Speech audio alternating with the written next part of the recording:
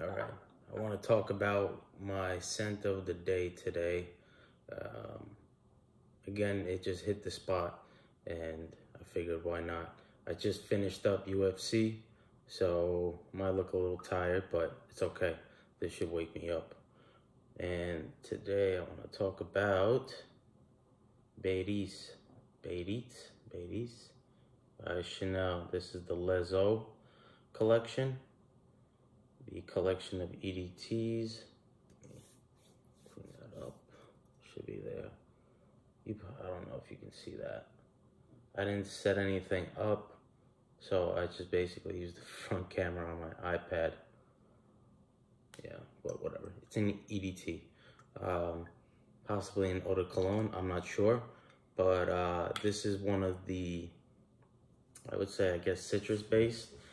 There is a huge melange of citruses in this one at the top, but the main one that I get is tangerine, and you get that just that lively feeling of oranges or tangerines at the top, and it's hyper realistic.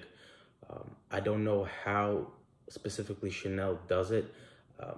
I think maybe it's a combination of some kind of aldehyde that they use at the top that just makes it just sparkle. It's not sour, it's not sweet or anything. It's just absolutely pure, amazing. Love it. I think Chanel does some of the best citruses in the game.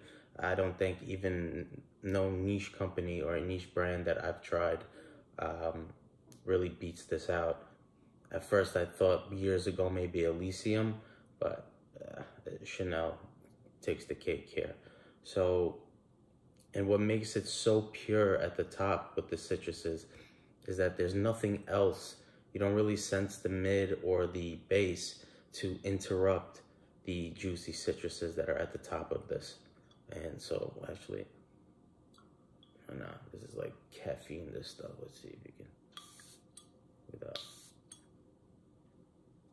I mean, just everything they do is pure quality. Click cap, it's not going anywhere. Okay, and this is 125 ml. Forgot what I paid. I think it was like fucking fingerprints. I think it was like 125, 130 or something like that. And then in the mid, you get the, well, let's say what I get, and there's this, I don't know, this green touch in here. And I think they say neroli. I think I'm getting lilies because typically neroli isn't my, me and neroli really don't do too well.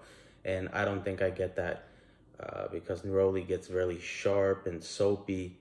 And while this might be a little bit soapy, I think it's more citrus fruity with the white floral undertones here that I get, which I think is the lily, and the green touches kind of come off like early in the morning when the grass and the leaves still have a little water on them, some condensation on there. Just that green morning freshness that you would get. That's what I get here. And then as this dries down, I definitely start to get a lot of muskiness. So there's definitely a lot of white musk here holding it in the base, everything. And then I would say, they say patchouli, but when you think of patchouli, you're usually thinking about those kind of, those chocolatey patchoulis. But I guess this is kind of the earthy, kind of green, soily, dirty kind of patchouli possibly. But everything here that I'm saying is very subdued because this is the Les Eaux collection. So of course everything is very watery, transparent, effervescent, just sparkling, just absolute joy. And the only knock that anybody could possibly have on something like this, I would say, is obviously performance.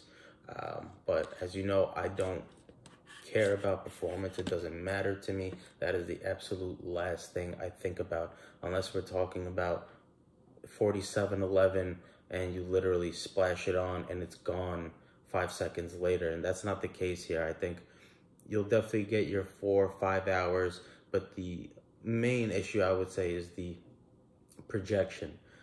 But at the end of the day, that's not what this is supposed to do. And I think it would take away from its pureness, its natural tones. I mean, Poj, whatever he is doing at Chanel is absolutely spectacular. Everything he does, I watch closely. And there's actually a new one in this line, and it's actually called Paris. So they concentrated on Paris this time, which is I guess kind of a watery rose patchouli combination. I'm not sure if it's out yet. I saw somebody on Instagram had it, but I don't know if he was overseas or not, or she, but I'm definitely gonna try and get my hands on that. Love this line. Let me know if you tried any from here. I think Venice is probably the more unisex leaning feminine. It has that kind of irisy kind of handbag thing going on with the aldehydes. But this one and Deauville, I think, perfectly unisex, and men can wear that. But yeah, this is really, really good. I think you should definitely try it. The tangerine top here is just absolutely spectacular. And actually, at one point, I don't know, what popped up into my head was a bowl of cold watermelon, freshly cut watermelon in a bowl in the summertime, hot, with some citruses around it, and a bouquet of lilies right next to it. That's what I got with this. If you like that, try this out. Let me know what you think. Take care. Have a good night.